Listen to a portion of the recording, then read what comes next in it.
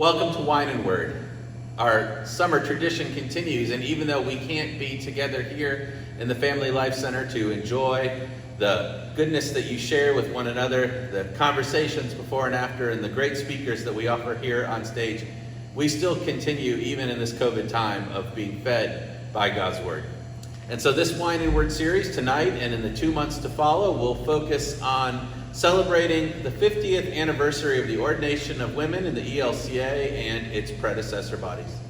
I'm thankful to my dear friend, the Reverend Dr. Katherine Shaner, for helping us to put all this together and for her time in connecting with these great leaders across the church to share their stories. Tonight, Dr. Shaner interviews Bishop Jessica Crist, who's retired as the Bishop of the Montana Synod and was the first female bishop to chair the ELCA Conference of Bishops. We hope that you enjoy this conversation and are fed by her work throughout the church. Next week, we will convene on Tuesday evening for a live Zoom Q&A with Bishop Crist, and we'll send out information to Augsburg folks this week on how you can be part of that. We're glad you're here. We miss being with you in person, but God continues to nourish us every day. Enjoy Wine and Word. Thank you, Pastor Paul, for that introduction, and thank you for participating in this Wine and Word series, all you who are out there in video land. Thank you for the opportunity to interview these amazing women. I wanted to give just a little brief explanation for the series itself. The year 2020 is a big year in women's history. We celebrate 50 years in the ELCA of ordaining women to the ministry of word and sacrament, of having women be pastors in full standing in our denomination. We celebrate 40 years of ordaining women of color to be pastors. We celebrate 30 years of women with disabilities being pastors. We celebrate 10 years of same-gender loving women being pastors. And there are many, many women in the North Carolina Synod, many women even who have relationships with this congregation who could have been part of these interviews, who could have been part of this series. But COVID gives us an opportunity to talk with women from across the US.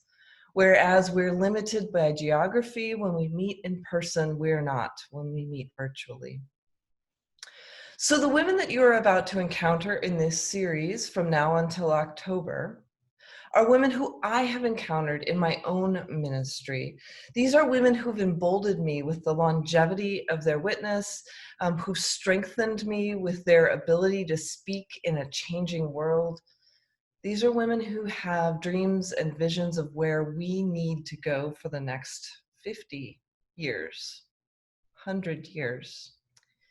Each week, we will have a 45-minute interview, about 45 minutes, and we'll follow that with a question and answer on the third Tuesday of each month of August, of September, of October.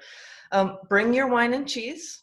I can already tell that the word shines through in these conversations, and I'm sure they will shine through in the conversations you are having in your own homes and in the questions that come out in the weeks to follow. Now, each of these women, I asked similar questions of, well, each has their own story and each has their own sensibility. I asked each person to, first of all, tell us your call story. I wanted to hear, how do women get to be pastors in the first place? I asked them to tell me about the challenges and the gifts of being a woman in ministry, and each has a unique answer for that question. I asked each of them to tell us a story about when they were the first. And as you'll hear in tonight's interview, Jessica Crist has a lot of firsts. I also asked, what do you hope for the next 50 years? Our first guest in the Wine and Word series is Bishop Jessica Crist. She's the Bishop Emerita, meaning the retired bishop of the Montana Synod. Now, Bishop Crist has an impressive resume. She has a bachelor's degree from Yale University. She holds a Master of Divinity degree from Harvard Divinity School. She was ordained in 1979 to University Lutheran Church on the campus of Harvard University in Cambridge, Massachusetts. She was the Lutheran campus pastor at MIT and at Wellesley when she was first ordained. She was also the pastor at First English Lutheran Church in Great Falls, Montana. In 1987 until 1999, she became the secretary of the Montana Synod, the first woman to hold that position, and in fact, the first one in the newly formed ELCA, which was formed in 1988. She was the director of the Northern Rockies Institute of Theology, which is a continuing education center for the western part of the U.S. She was the associate to the bishop in Montana from 2002 until 2007. And in 2007, she was elected as the first woman to be bishop of the Montana Synod. In 2011, she was elected chair of the Conference of Bishops within the ELCA. So her peers among the bishops elected her to be the leader of that group. And in 2013, she was one of 3 women candidates who were on the final ballots for the presiding bishop of the ELCA. And 2013 was the year when we elected the first woman to be the presiding bishop, Elizabeth Eaton. Bishop Crist was also the chair of the committee to celebrate this 50th Ordination of Women in the ELCA. Now, I have to confess one thing. In the publicity that went out before this video, I spelled Bishop Crist's name wrong. And I will tell you, and Pastor Paul can tell you this too, I insisted that it had an H in it, Christ. That might have been a Freudian slip, Jessica Crist instead of Jessica Crist. But her last name is actually spelled Crist. And I apologize for that mistake. She and I share a common community. I succeeded her a couple decades later at University Lutheran Church. That was also my first parish and my first call. I knew her from the community there and from her visits back, but I also, of course, knew her because of all of the firsts she was in the history of the ELCA, of women in the ELCA. We also served together on a delegation to the National Council of Churches in about 2008. And so often, we don't realize how important it is to be able to identify with those who've paved the roads before us. Bishop Crist is one of those whose witness to the power of the word, to the power of the Spirit, to the power of justice has inspired me over the years. She's given me hope for the church, and she's modeled courage in the face of injustice. Here's what happened when we met over Zoom last week. Okay, so I thought it'd be nice to just start off a little bit about your story. How did you become a pastor? Or how did you make it out to Montana? How did you become a bishop? Well, how did I end up as a woman in ministry? I was always involved in church with my family, and we went winter and summer, which is not necessarily a tradition in all parts of the country, but we had a church we went to that we were regularly involved in. And then in the summer, there was another little church we went to. And I even went to Sunday school in the summer. So had an ecumenical background, grew up in a Lutheran church, went to an Episcopal summer church and a Methodist summer Sunday school. Was always involved. And in confirmation class, when the pastor was talking about what are different careers you could be involved in the church, when he described pastor, I thought, I raised my hand and said, okay, I'll do that one. And there was a moment of silence, and then, well, actually, women can't do that. And, part of me said, okay, that's great, I'll do it. And part of me went on to be a teenager. When I went to college, I was very interested in social justice, and I was at Yale, where William Sloane Coffin was the university pastor, and he was influential. He demonstrated to me that you could be involved in the church, that you could have a brain, that you could be involved in social justice, and that all of those things came together. And I began to rethink, I remember once I kind of wanted to be a pastor, and I'd sort of given up on that because there were no pastors who seemed to have anything in common with me. But with William Sloane Coffin, I thought, okay, that's a start. Then I was fortunate enough at the end of college to receive a fellowship, the North American Theological Fellowship, It was basically a free ride to any seminary or divinity school in the country for people who otherwise wouldn't be going. It was an effort to get people to try it out. And so I tried it out for a year at Harvard Divinity School and thought, actually, this makes some sense. And my years at Harvard Divinity School convinced me that I was, in fact, a Lutheran. I had one female role model, Connie Parvey, who was the pastor at University Lutheran at the time. And so it became more imaginable for me to proceed in that particular direction. And I did. And did I have barriers along the way? Certainly. Some of them I was barely even aware of because I'd never done it before, so I didn't know that this was a barrier specific to women. It was one of the first classes of women at Yale, and so there were bumps and barriers there as well in my undergraduate years. Recently, I've been doing some research on the history of coeducation, and at Yale and Princeton in particular, and realized all kinds of things that were, in retrospect, oh yeah, that was odd. So, bumping into barriers and re-navigating has just been part of my life story. I've had a lot of personal support from my parents, from my family, from my husband, from my children, and that certainly helped, and from lots of friends. That certainly helped me with the barriers. But I just thought that was part of life, getting through barriers. Yeah, it's really funny when you think about, a lot of times when you think about those barriers, you're not even aware of them if they've never been encountered before. Right. Right. When people say, well, what's it like to be a woman in ministry? I don't know. I mean, that's all I've ever been is a woman. I've never tried the other way. So.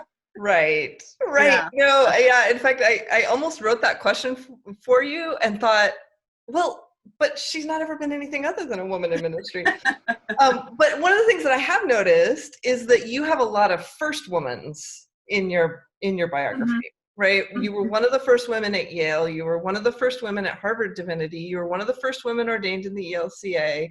You were one of the first women elected bishop. In fact, you were the first woman elected bishop in the western half of the country. You were one of the first women on the diocese to be presiding bishop. You were the first woman to preach the presiding bishop's installation. I mean, what's it like to realize you're the first? Well, it's both humbling and exhilarating. And I mean, I do have a sense of responsibility for to be a leader, and especially not to mess up, because other women are watching and other women are coming along next. If a congregation has a bad experience with a male pastor, they say, he wasn't so great. If they have a bad experience with a female pastor, frequently they say, well, we don't want one of those again. I think that's getting better. But that was the case for a long time. And so there's a particular impetus not to mess up. But it's also, being the first of your kind means you can sort of rewrite the script. You can rewrite how to do things. Another first was, I was the first chair of the Conference of Bishops, the first woman to serve as chair of the Conference of Bishops. And while I was doing that, I very intentionally, in the beginning, I was the leader, but within a couple of meetings, I began to share leadership of the conference meetings with other members of the executive committee in a very intentional sort of way. And for me, that was modeling partnership, and that we don't have the big boss. We're in this together. And, I began and ended things, but I wanted to share that leadership. My successor, a male, did not do that. And actually, it's a lot harder to share leadership than it is just to do it yourself. Early on, when I was doing it, one of my members of the executive committee, bless his little heart, as we say, said, well, I'm chairing this part of the meeting because I'm sure Jessica's tired. I wanted to just punch him in the face and say, no, that's not why you're chairing this meeting. But, I smiled graciously. It's knowing when to smile graciously and when to respond in a more emphatic sort of no way. Right. And well, that takes a certain amount of skill and energy and patience too, Yeah, right? it does. Yeah. Early on, there was a lot of pressure. I was one of 3 women serving in the New England Synod in my first call. All 3 of us were the same. We were all ordained in 1979. There had been 2 women prior to that. One was Connie Harvey, and she was gone. One was Vera Bush, and she had retired. So it was just the 3 of us, Marcia Wiemer, Jane Stroll, and me. And, there was just enormous pressure on us. And if we happened to go to the restroom at the same time, we got accused of having a women's caucus meeting. At our very first Synod Assembly meeting, we were called on to do the worship for the whole thing. And, that never would have happened. That didn't happen to the men who were 1.5 year into ministry. And, that was both an opportunity and also a burden to do it, but a burden also because it set us apart from our male colleagues. Well, who do you think you are? Hey, I'm just doing what they asked. Mm-hmm. But I think in the beginning, there was so much pressure to be the example that that just became part of how I did stuff. Yeah, it becomes part of your ministry formation after a while, if that's just sort of the reality of life. Yeah, that's right. Yeah, I mean, I can imagine though, I mean, that, and at times, I've even had some first woman moments in my own ministry, right? And, I've been ordained for 13 years now, but there have been a lot of times when I've been the first woman in places. Mm-hmm. And what's so interesting to me about that firstness is, how do I say it? There's a lot of pressure, but there's also an opportunity to craft something. But then there's so much care that goes into crafting a new vision, right? There's so much that goes into that that's more than just keeping the vision alive. So tell us a little bit about how you craft new visions. I mean, what was your vision for the Montana Synod when you were elected bishop? How did you get to that point? I mean, I'm really thinking, because Montana is not the synod that I would think of as the synod that we think of it as a deeply conservative state. It's a very rural place. So all of our stereotypes about Montana say, well, of course, Metro New York's going to have a woman as a bishop before Montana does, right? And yet, 2007, you were one of the first ever elected in the ELCA. It's interesting. The first women to be elected bishops in our church were Midwest. That's right. They weren't the elite coastal, and they weren't from the liberal bastions. Montana was the very first state to elect a woman to the United States House of Representatives. Jeanette Rankin was elected before women had the right to vote in the eastern part of the country. Suffrage came to the West way before it came to the Midwest or the East. So, and I was doing some research on that, actually. And one of the things that I learned, it was sort of a hunch, but I learned it from some of the research as well, was in the kind of Wild West states, women were given suffrage for several reasons. One, there were a lot of competent professional women there. They had been trained in the East or the far West and couldn't get jobs. So they went to the Wild West, and they were doctors and they were lawyers and they were doing all kinds of professional things. Mm-hmm. The other thing was that in some of the states, there weren't enough women to go around. And they figured, well, if we give them the vote, maybe they'll come. So there is a history in the West, I would say, of not dealing with kind of stereotypes so much. If somebody can do it, if your veterinarian is a woman and your cow is dying, you call the vet. You don't call the woman vet, you call the vet. And I had been very involved in the synod since the beginning. I was on the transition team. I was the elected secretary of the synod for the first 12 years. I was the director of the Northern Rockies Institute of Theology for 18 years. I was the associate to the bishop. I carried the institutional memory. And also, people had experience dealing with me as I was the associate to the bishop. I went around and did some of the really hard stuff, removing pastors, dealing with congregational anxiety and stress and conflict. And so people, even though they thought I was probably politically more liberal than they were, knew that they could trust me. That's what I was told by conservative friends who said, we know we can trust you.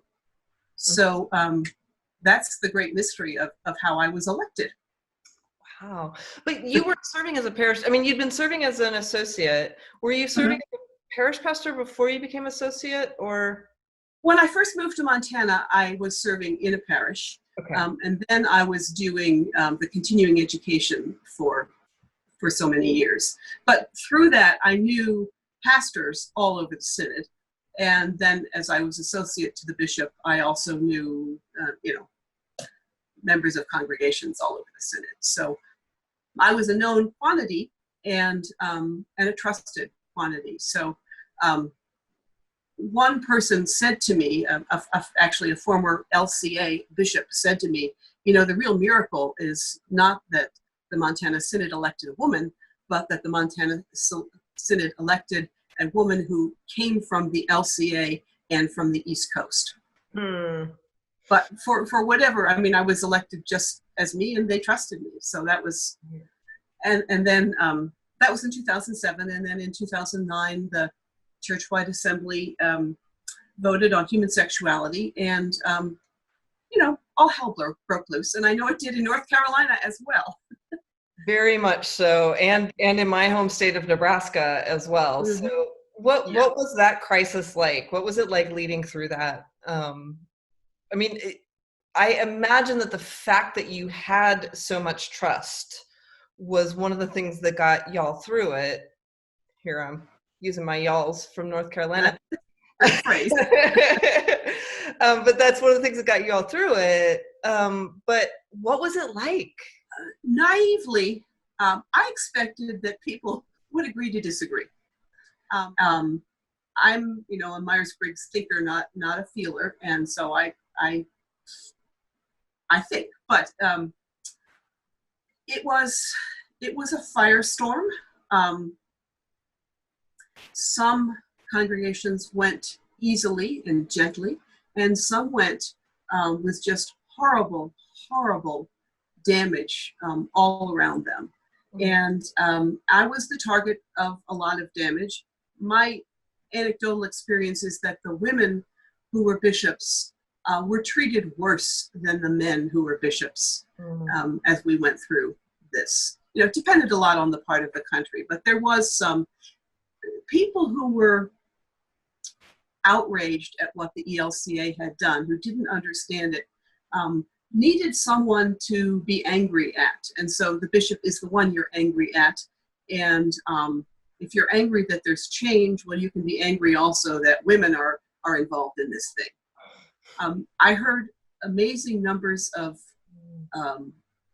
untruths. One of them was that the UN was going to take over the ELCA's sex education program. At one congregational meeting, I remember poignantly, a man was going on and on, shaking his finger about Bible verses and this and that, and then he just looked right at me and he pointed at me and he said, "And you changed the Lord's Prayer." And, I just sort of sat back, and this man was experiencing deep grief, and he didn't know how to express it any other way. For congregations to leave the Montana, to leave the ELCA, the Constitution requires that the bishop be there. And the Constitution does not say the bishop or the bishop's designee. It says the bishop. So I had to go to every congregation that was considering leaving and meet with them, I always took other people with me so that it wasn't just this crazy liberals doing this to us. It was, this man was at the church-wide assembly and he voted against it. And he's staying in the ELCA for this reason. And in some cases I took really large men with me just because there was some fear. I imagine. So yeah. It was an intense time. I think we're stronger. I think we're better off now. Our synod assemblies don't have the same people standing up complaining about the same things. Mm. I used to say at meetings, one of my talking points was, the church is big enough for all of us. And a wise colleague came up to me after one of those times and said, you know, it really isn't. And of course, there is room for a variety of opinions. That's our official position. But if people are so unhappy that they need to disrupt, then really they're better off and we're better off if they find another place to be. And it's easier in an urban area when there are choices. I mean, in some places we had, people crossing town. They didn't like the way their church voted, so they went to this church and these guys went to that church, and that was all fine. Where it was really sad is out in the country when your relatives are buried in the same cemetery and there's a split. And that's really sad. That's really sad, and there aren't other options. So but those things will heal, I hope. I hope so too. I absolutely do. I think one of the things that this brings up is another topic in being a bishop in a state like Montana that has some similarities with North Carolina. We have these urban centers, which are a little bigger than the urban centers in Montana, but there's urban centers in Montana, and then there's just this vast countryside of ranches and farms and rural areas. How do you pull those together into one community of a synod? And how many miles did you put on your car? Oh. The secretary of the church used to be amazed at how often I had to get my oil changed and get new tires. And Montana, you've been there. So Montana is the state the size of Germany. And we have about 1 million residents. But we have a lot of Lutherans here. So, just lots and lots and lots of driving. I imagine one of the differences in the time of COVID is access to internet, right? Because in the spaces of Eastern Montana, it's not a given that you're going to have reliable internet. Right. I know that was, I grew up in Western Nebraska, and we didn't have the same kind of infrastructure that they had in the East, in the cities. Right. There's internet access of some sort everywhere, but it may not be broadband. It may be really slow. And so, there is that digital divide is significant, and it's significant on the reservations as well. So that was another piece that I wanted to ask about, because I know that you are incredibly involved in activism around Indigenous rights, around reparative justice with Indigenous peoples, around making us aware and helping us resist some of our colonialist past. And I'm curious, how did you get started in that work, and how is it continuing? Yeah. When I was a kid growing up in Camp Hill, Pennsylvania, at Trinity Lutheran Church, the largest church in that synod, we had in the narthex, we had a map of the world, and we had missionaries all over the world that we were supporting. And the closest one was Rocky Boy, Montana. And I always thought, that's kind of weird. When I moved to Montana, I made it a point to go to Rocky Boy and learn a little bit about it. I also found out that my congregation, my white congregation in Camp Hill, Pennsylvania, knew more about Rocky Boy than they did about the black congregations across the river. And I found out that people in Montana knew more about Tanzania than they did about, oh, say, Rocky Boy or any of the other reservations. So, that's just sort of a human thing, the need. It's, I want to look farther away because it doesn't indict me in the same way. So when I was doing continuing education, I did Who is My Neighbor kinds of events on all of the reservations, just to kind of introduce folks to each other.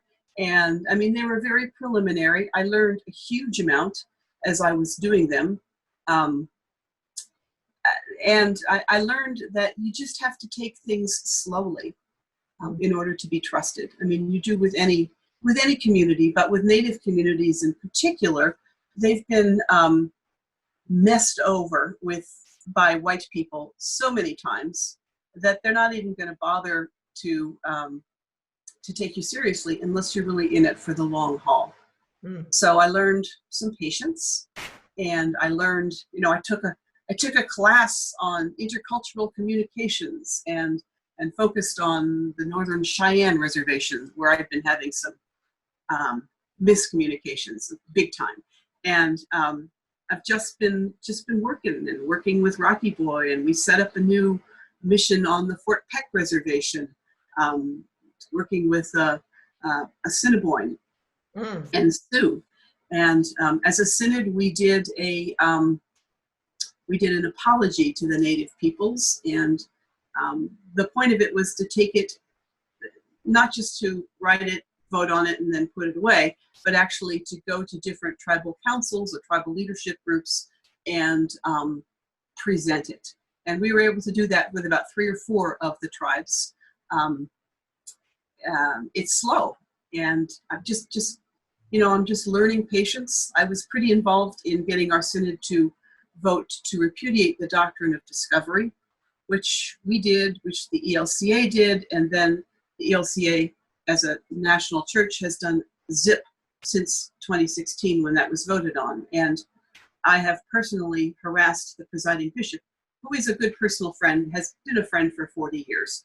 But I've just personally been on her case about the repudiation of the doctrine of discovery, to say, we have to do this, we have to do this. And I have promised her I would keep bugging her about that.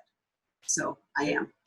So we, right now in Winston-Salem, in fact, so we're recording this on Thursday, August 6th, and on August 5th, they released a video of a man named John Neville, an African-American man who died at the hands of personnel in the county jail earlier in the spring. And they just released a video of his death yesterday, and there were large demonstrations in Winston-Salem, and there was palpable fear among a lot of people about what was going to happen. This is our George Floyd moment in Winston-Salem. Right. And the thing is, the reason I wanted to hear a little bit about how you did your work with the Native populations in Montana is because all of this work is of a piece, right? Mm-hmm. The work with Natives and reservations and tribal leaders in Montana is no different than working with folks on the east side of Winston-Salem, which is where, that's sort of east and west is our dividing line between black and white. Mm-hmm. And the histories are nearly as long, are nearly as long. The histories mm-hmm. of oppression and injustice are nearly as long. And so it's so helpful, I think, to hear about ways that building trust has happened. Mm-hmm. Right? Mm-hmm. One of my frustrations has been that almost all of the anti-racism resources are oriented towards racism towards African Americans, with a side of Latinx, but almost none deal with Native Americans. And even when you're listening to NPR and you hear the stats on COVID reaching people of color, they stop before they get to Native American. And so I've searched far and wide, and I've come up with some resources, and I've just sort of made some things up. but it is similar, but it's also different. I mean, people brought from another continent and enslaved and assumed to be savages. That's one kind of racism. People who've always been here, who've had their land stolen, the treaties broken, and have been considered savages and less than human. I mean, it's different. Mm-hmm. It's different, and they're both extremely important. In Montana, the racism is towards Native people, and so I mean that's just what is important to work with. When I started doing this work in Montana, my experience was black and white, and so I tried to do things in the same way. And I would write a letter to a tribal leader and invite him to be part of a conversation. And because that worked when I was dealing with Black leaders, Mm-hmm. I never got any response. It happened that a friend of mine was the governor's coordinator for Native American issues. And she just gave them all a call and said, hey, she's okay. She's okay. You can deal, you can trust her. Mm-hmm. And then doors opened. Native Americans suffer from invisibility.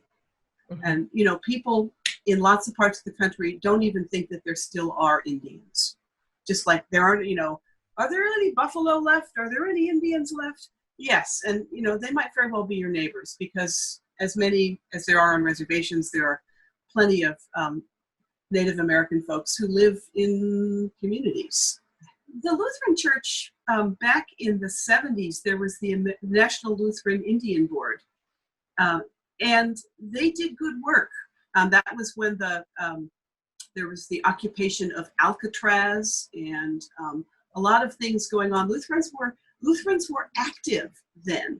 And I don't know whether it was the merger or just changes in the political landscape or what it was that it kind of got left off. But I'm just continuing my quest to read more, to learn more. In January, I went to a commemoration of a massacre that I'd never heard of before, a Blackfeet massacre. And I'm just continuing to try to be present and to try to get our church to be more aware and really take seriously the repudiation of the doctrine of discovery. Let people know, what is the doctrine of discovery, and why do we need to repudiate? Can we just say, we repudiate? No, you can't just do that. And you have to look at all the implications, how we, as white people, are still benefiting from that. What have you been up to in retirement? What other kinds of, what apple carts are you upsetting these days? Well, I have a 1-year-old granddaughter who lives 90 miles away. And until COVID stopped it, we were going there about once a week and babysitting. 90 miles is nothing in Montana.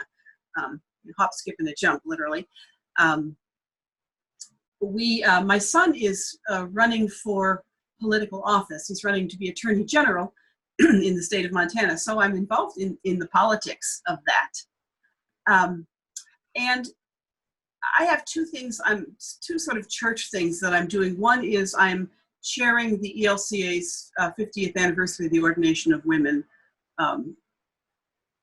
committee. And I'm also, Bishop Eaton did ask me, formally asked me to work on the repudiation of the doctrine of discovery. So both of those things. And in conjunction with those, I've also been doing some writing. I just had an article in, you read the Living Lutheran one, the Journal of Lutheran Ethics just came out, I think it was yesterday or the day before, and I have an article in there about women's 100th anniversary of women's suffrage, 50th anniversary of women's ordination, with a little side piece on the coeducation, 50 years of that.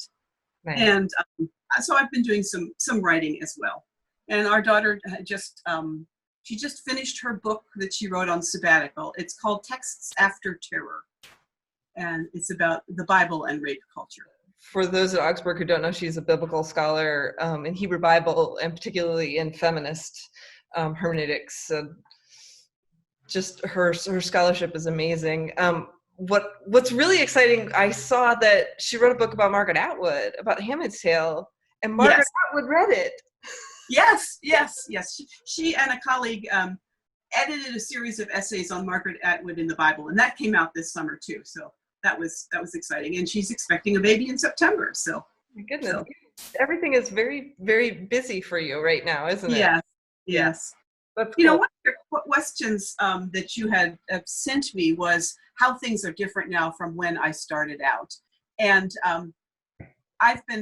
the current bishop of the Montana Synod, Laurie Jungling, has asked me to try to go back and identify all of the women who served as pastors in this territory from 1970 on. And so I've been going through old directories, and it's brought back a lot of memories, especially as I go page after page after page and not finding a single woman's name.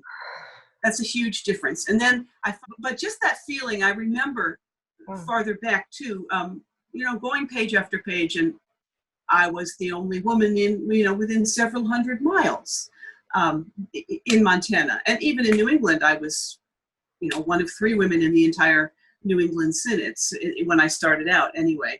So it's much less lonely. In the Montana Synod, we used to, we told the bishop that he needed to take us to breakfast at the annual pastors conference. And so we always took the women to breakfast. Well, it got to be, there was by the time I was bishop, there was too many women to have breakfast together. There was too many in the conference room. We used to do little women's retreats in the summer, and there got to be too many people to be able to do that, which is really kind of fun. It is really interesting because I grew up in Nebraska, as I said, and I did not know there were a couple of women who were pastors in Nebraska. Gretchen Rotola was assistant to the bishop when I was growing up. She was really maybe one of the first people I saw, but I'd never heard a woman preach really until college. Yeah. My college chaplain, and most of my mentors were men. And at some point in my own formation work, I had to reckon with my own internal sense of, wait a minute, women aren't quite as good at this as men are. Yeah. We also have I was going through lists of firsts for our synod, and I'm the first woman to serve as bishop from our synod, but my successor is a woman as well, Laurie Jungling, who grew up in Montana. And several other bishops have history in Montana. Shelley Wickstrom, the Alaska bishop, served 2 calls in Montana. Shelley served her first call in Montana. She's now the bishop in Northwest Washington. And Laurie Larson Caesar grew up in Libby, Montana, and is now the bishop of the Oregon Synod. So, we pack a lot of punch for our small population size. I teach history in my classes, and one of the examples I often use is that, we have to look at the possibilities that existed in a time period rather than the documentary evidence, right? Because if we don't look at the possibilities, then we miss things. So my home church in Lincoln, Nebraska, it's one of the largest churches in the Synod. It's never had a woman on the pastoral roster. But there are 25 women who have become pastors from my congregation starting in the late 80s. And I'm one of them, right? So if you look at the pastoral roles, there aren't any women who've been ordained. But if you look at the whole context, there's a lot of women who come from that space. Yeah. And I had a similar, large congregation, and there has not been a woman as the lead pastor there. When I went back for 100th anniversary, they had all the sons and daughters of the congregation. I don't think they'd had any women as even on their pastoral staff, but I came back and preached. And the woman who was the director of Christian education when I was growing up, as soon as women were able to be ordained, she went and got ordained because she was educated, she was smart, she was ready. And so, again, she was never the pastor at that church, but she was certainly other places. So here's my last question for you. What do you hope for the next 50 years? What would you charge us to do for the next 50 years? Well, I hope for the next 50 years that we as a church will change radically and stop worrying about self-preservation and our identity, and will just be joyfully preaching the gospel, and in a way that shows that we are open to all people. And I hope that we will be open to different possibilities of ministry, of people being able to be pastors, but have their income come from somewhere else, and really take that seriously. Mm-hmm. And people working part-time, and people having different models of ministry, taking more seriously lay ministry, being less hierarchical and less bureaucratic, and more joyful and willing to take lots and lots of risks. Lutherans around the world are doing some amazing things. I think in some ways we need to take seriously our connection with Lutherans around the world, but we also need to be an American church. We need to be a church that serves in this place, that challenges some of the heresies in this place, and that shares some of the incredible gifts that Lutheranism offers in this place. And I think that's my hope for the church. I'm hoping that we will have lots and lots of women and men and people of color and all sorts of combinations serving in all kinds of ways, and just kind of get on with it. In this place. I love that. I love that. I think you're right. You said something earlier in our conversation about it's less convicting to look at injustice a ways away. Ah, yes. Look at what's in this place. So I love that you grounded us back in this place. Yeah. Well, I look at, being the whitest church in the entire United States. And why is it that the Methodists do so much better and the Episcopalians? I think it's partly because they are grounded in the United States in a way that we're so proud of, being Northern Europeans, that we make people feel like they don't belong. Mm. Well, thank you. Thank you. Well, thank you. Yeah, it's been interesting and fun. And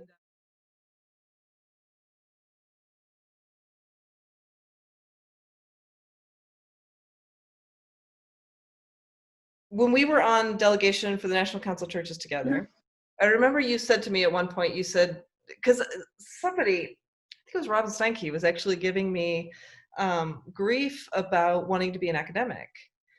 And you pulled me aside. Well, because she said, that's not practical. It's not what seminary professors need. You need to, go serve in a parish and do some parish work before you get to teach. And, it was sort of like the very usual Lutheran line. And I remember you pulled me aside in the hallway, and you might not even remember that you said this, but you said, we really need to reclaim our heritage of being professors at divinity schools. Oh, good. Yeah. And here I am, I'm a professor at a divinity school. That was an affirmation that I needed at that moment in my career, and you would have never known that, but it's those kinds of things that I think are really important to acknowledge. Yeah. Well, I hadn't remembered that, but I'm glad to hear that, and I'm glad that you're a tenured professor at a divinity school. That is awesome. How many Lutherans are there? There's only 2 or 3. Usually we have one or 2 in every class. But they are like Lutherans at Harvard or Lutherans at Yale. They are a small but plucky group.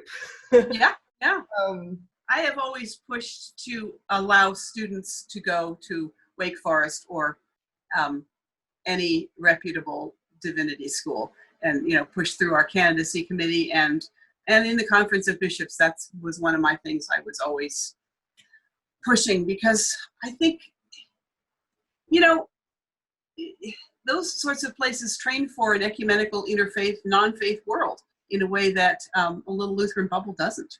Right. Did you do your MDiv at HDS? I did. Okay. I did both my MDiv and my doctorate there. And I was also ordained to UniLou. That was I remember you. my first call. Did you have to do a Lutheran semester, year, quarter?